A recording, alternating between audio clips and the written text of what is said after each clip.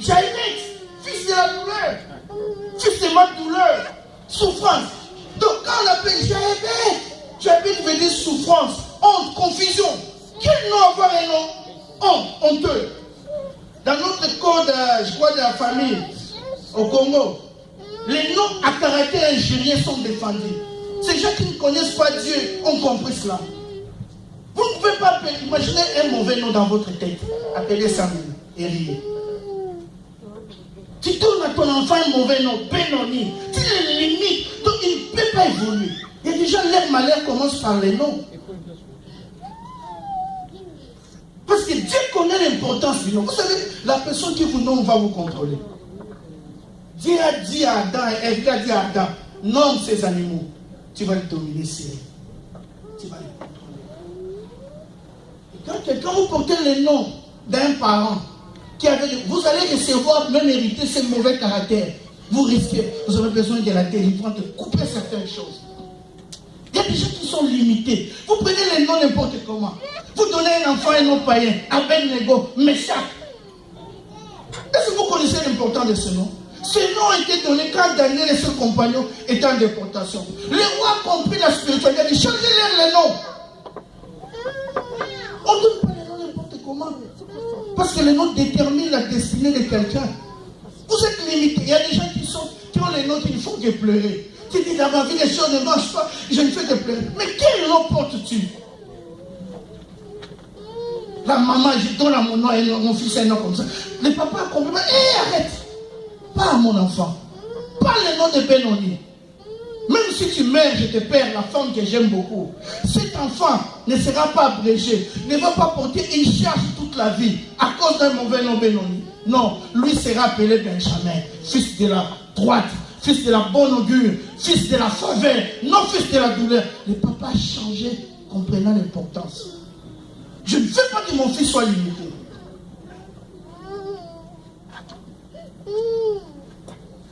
Il y en a qui sont limités à cause de leur origine. Surtout en Afrique. Tu es de quelle province? Est-ce que c'est la faute de quelqu'un de naître dans telle province ou dans telle tribu? Tu es de quelle tribu? Ah, j'ai entendu ton accent. Il n'est pas de chez nous. Il n'a pas droit à ça. Et c'est le problème de quelqu'un parce qu'il est né dans telle tribu. Qui a choisi ses parents? Non, je vais être votre enfant. Qui a choisi son nom? La Bible parle de l'histoire de Jephthé. Son père était galadite, son père avait les moyens. Mais quand le papa est mort, le jour de l'héritage, les frères ont dit, tu ne vas pas hériter avec nous. Tu ne vas pas hériter avec nous. Simplement parce que tu es fils d'une prostituée, dit la Bible. Oh, parce que je suis fils d'une prostituée. Mais nous avons le même père, je ne peux pas être. À cause de ma source, de mon origine, de ma provenance. Vous me limitez. Est-ce que j'ai demandé de naître d'une prostituée?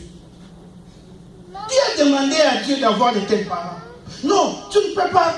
Je ne peux pas épouser cette femme parce que son père est soulard. Je ne peux pas épouser cette femme parce que son père est ceci.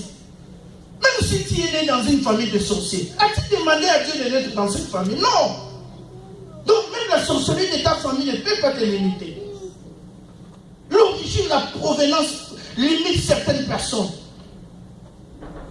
Non, lui n'est pas de nous. Tu vois, tu as entendu. C'est quoi ça?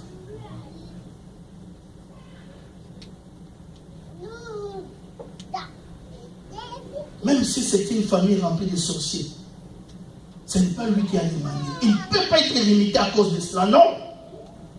Si mon père a été sentinelle, si ma mère n'a été rien, moi je ne serai pas rien. La source, la provenance ne va pas déterminer ma vie. Amen. Amen. Ce n'est pas parce que ma mère était prostituée, moi je ne peux pas. Mais lisez la Bible. La conclusion, j'aime ta manière de faire de Dieu. Il introduit avec la conclusion. Jephthé, vaillant homme. Jephthé, c'est comme j'avais plus considéré. Donc Dieu donne la fin. Il dit, mais voyez maintenant l'introduction. Il a été maltraité, il a été négligé par rapport à son origine. Mais ce sont ces mêmes personnes qui l'ont mis à côté parce qu'il venait. Il est né d'une prostituée. Il dit, viens, viens combattre. Si je combats, je vais diriger sur vous. Oui, tu seras notre roi. Fils d'une prostituée. Donc l'origine normale ne peut pas limiter quelqu'un. La source, c'est ce que je dis aux gens, même l'anglais. L'anglais ne peut jamais te limiter.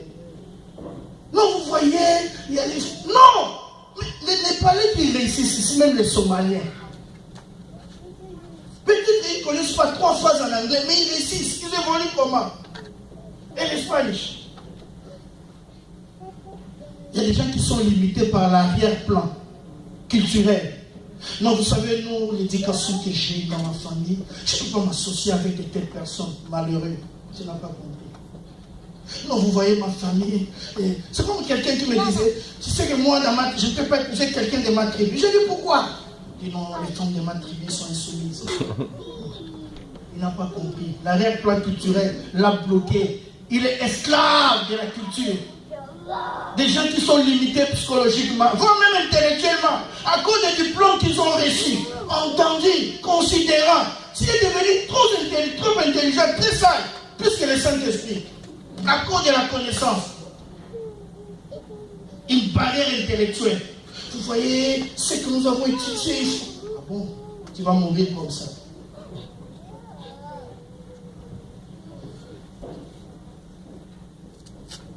La limitation, tu peux être inconsciente, mais tu peux être aussi inconsciente. C'est comme tu es dans l'autre, tu es sur la même place. Tu avances comme si tu n'avances pas. J'ai un bien-aimé prophète qui a suivi un cas. Il y a un frère, on est venu le chercher. Un garçon qu'on connaissait bien, qui est tombé malade. Après, il est devenu aveugle dans quelques jours. Un cas bizarre. Vous savez, parmi les symptômes d'une vie limitée, vous allez trouver des maladies étranges, bizarres, qui défient tout diagnostic.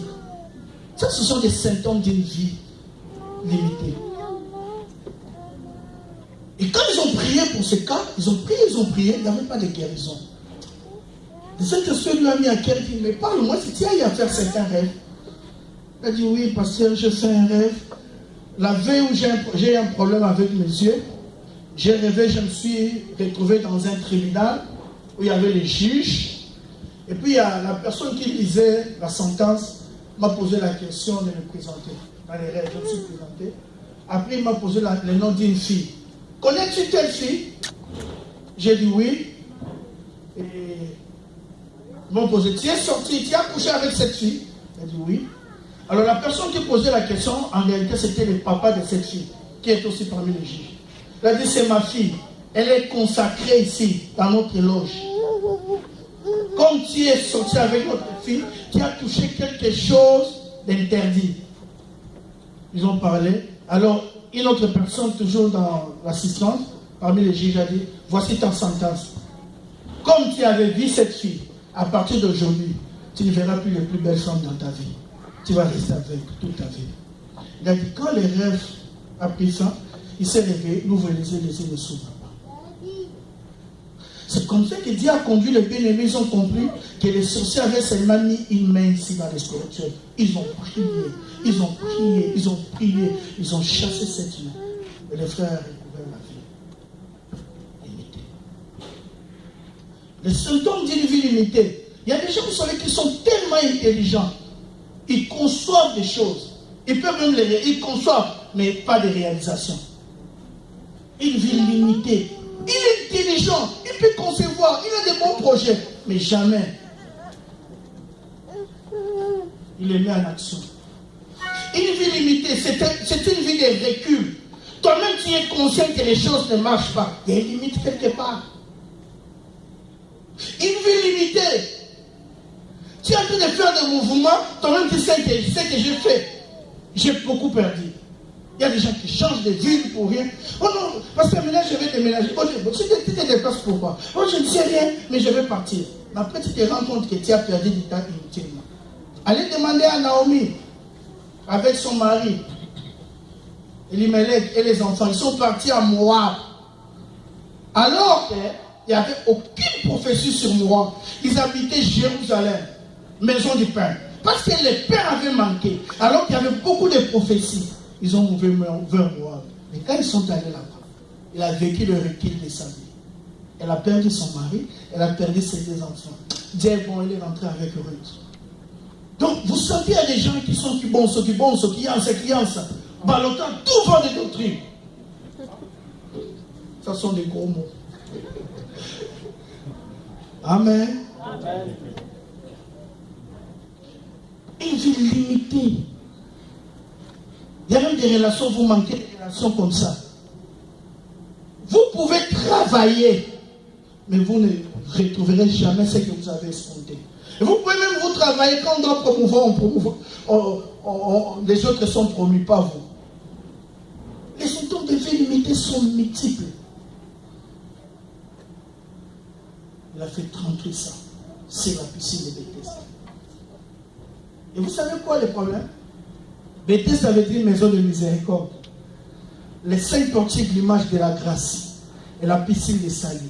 Donc, c'est l'image d'un chrétien dans l'église, mais qui était limité. L'image de quelqu'un qui vient au culte, mais qui est limité. Pendant 38 ans, j'ai eu mal dans mon cœur, j'étais fâché contre ces messieurs.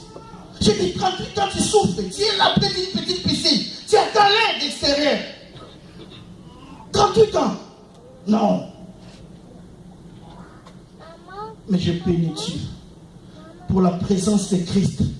C'est comme Jabez. Quand il a regardé que sa vie était limitée, il a dit non, ce n'est pas possible.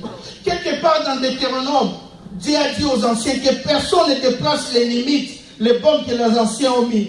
Donc s'il y a une loi, quelqu'un qui est limité ne peut pas être délimité. Je vais aller au législateur, la personne qui a fait la loi. Les anciens qui ont fait la loi ont été inspirés par Dieu. Donc je vais m'adresser à Dieu. Et la Bible dit, Jabez invoqua le Dieu d'Israël en disant, si tu me bénis, si tu étends mes limites, si tu agrandis mes possessions, mes capacités, la chose que je pouvais comprendre dans le 3e du temps, je peux les comprendre en quelques minutes. Si tu agrandis mes capacités de rétention, de compréhension, si tu élargis mes finances, si tu élargis mes temps de jeûne, si tu pousses loin mes limites, je vais évoluer. Il a crié, on dirait qu'il était invoqué, il a appelé au secours. Dieu vient à mon secours. Je sens que ma vie est limitée. Ma mère m'a engendré dans la souffrance. Pourquoi dois-je continuer à souffrir? Et la Bible dit, l'Éternel accorda à Jabez ce qu'il avait demandé. Ainsi David devient plus considéré. Une vie limitée. Surtout si tu n'as pas Christ dans ta vie, la première chose c'est de crier à Christ. Seigneur, viens à mon secours. Moi, j'ai toujours un principe. Si la chose ne marche pas une fois, je peux trouver ça normal. Des fois, si ça vient 3 fois, 4 fois, je dis, il y a quelque chose, il y a une loi spirituelle qui te limite. J'ai connu un grand frère au Congo. Quelqu'un que je connais bien. Il a perdu sa première femme. J'ai trouvé ça normal. Après un temps, il s'est marié encore. Et cette deuxième femme est morte. Il a pris une femme, une fiancée. Je ne sais pas comment, comme ce sont des gens qui ne priaient pas. La fiancée est partie dormir là-bas chez ce monsieur. Et la nuit, la fille fait un rêve. Il voit une grande femme qui dit, toi tu es venu dans cette maison. On ne t'a pas dit que dans cette maison, je n'aime pas que les femmes soient ici. Elle s'est réveillée. C'est la raison pour laquelle la 3e fille a fait ce monsieur. Déjà, il avait perdu des femmes. Comme c'est quelqu'un qui sait parler, mais ne sait pas que dans le spirituel, les choses sont limitées dans sa vie. Tu ne pourras jamais être heureux du point de vue amoureux. Il y a des gens qui souffrent comme ça. Les hommes partent, les femmes partent. Tu ne comprends pas, tu es limité à une loi. À cause de ces belles paroles, il a trouvé une bonne femme qui venait de l'étranger. C'est son mari. Malheureusement, cette femme aussi est morte. 3 femmes. Dites-moi, et quand les gens m'appellent, ils me disent, mais nous croyons que le problème c'est l'humain. Je dis, oui, il a des problèmes. Il est inconscient, inconsciemment, il a un problème. Même si tu as des millions, je prends la 4e femme, ça serait un problème, n'est-ce pas?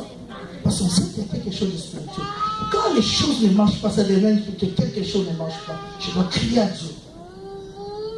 38 ans, alors que dans sa famille, il y a des gens qui naissaient, il y a des gens qui mouraient. Ils savent que nous avons un tonton qui Mbotolo. Il habite où? Il habite à la piscine de Bethesda. Oh, qu'est-ce qu'il fait là-bas? Il attend le mouvement de l'eau. Oh, il est malade. Vous n'avez pas d'argent pour l'amener à l'hôpital? Non, lui, il attend seulement le mouvement de l'eau. Oh.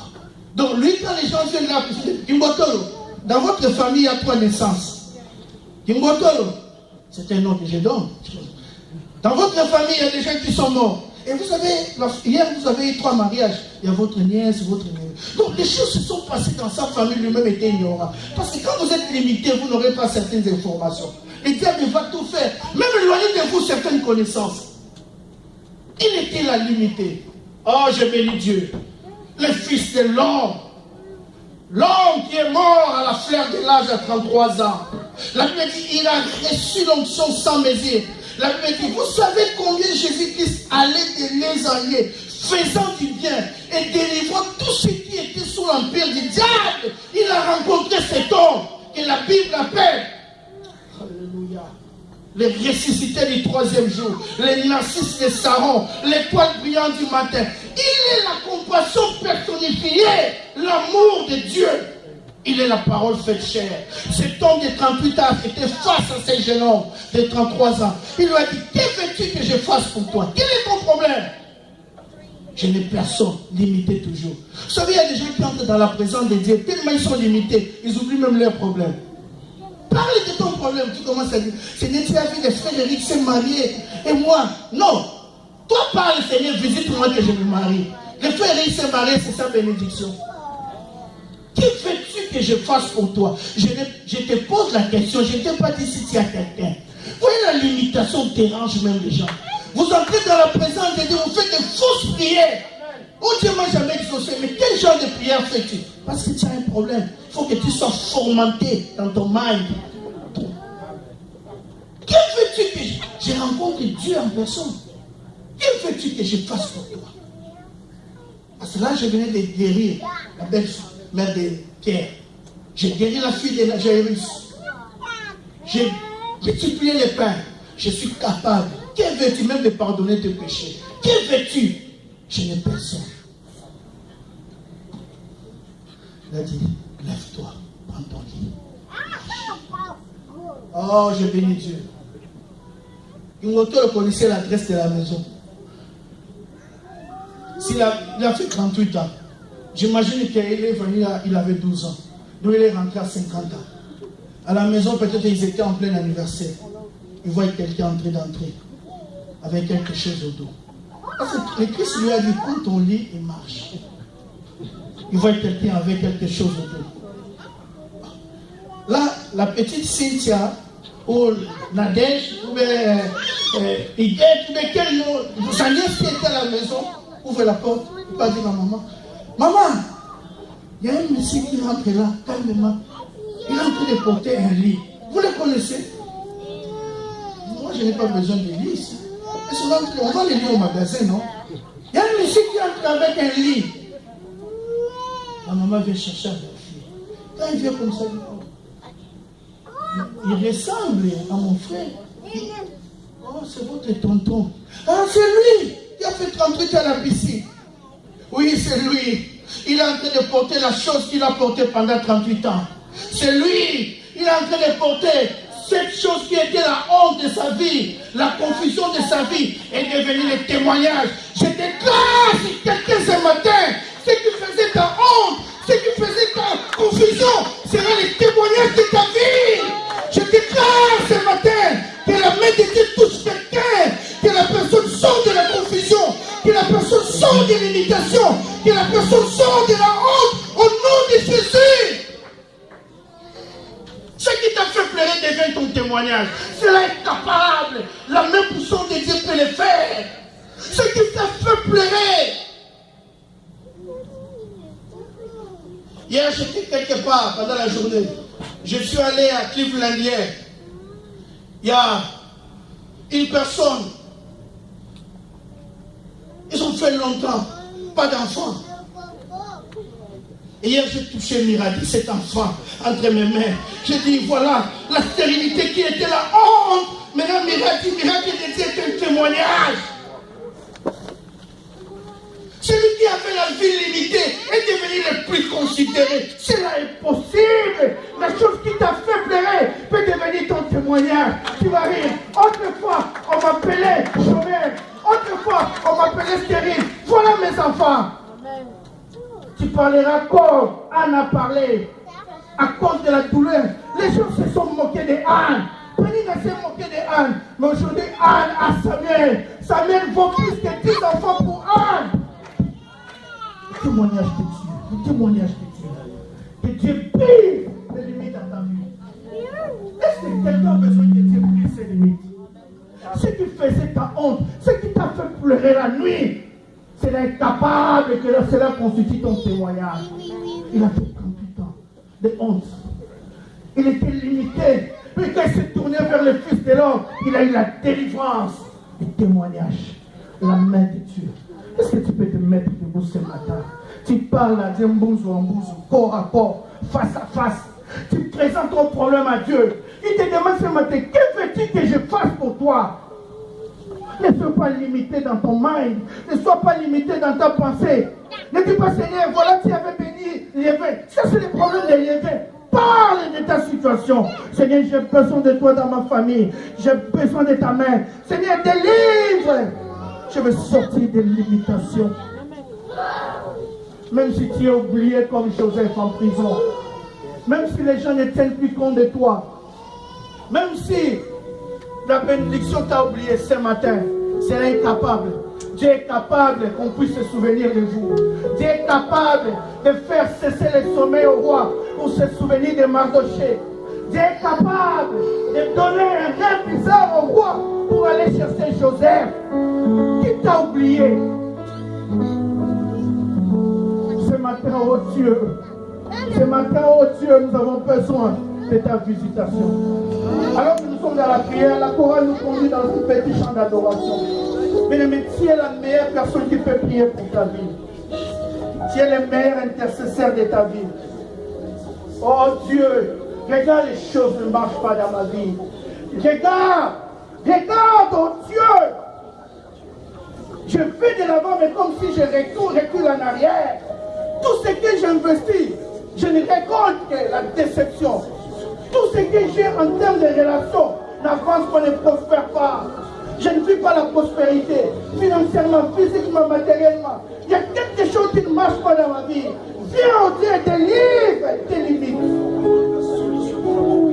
Seigneur Jésus, Seigneur Jésus, tu es la réponse. Je ne l'ai pris pour ta vie.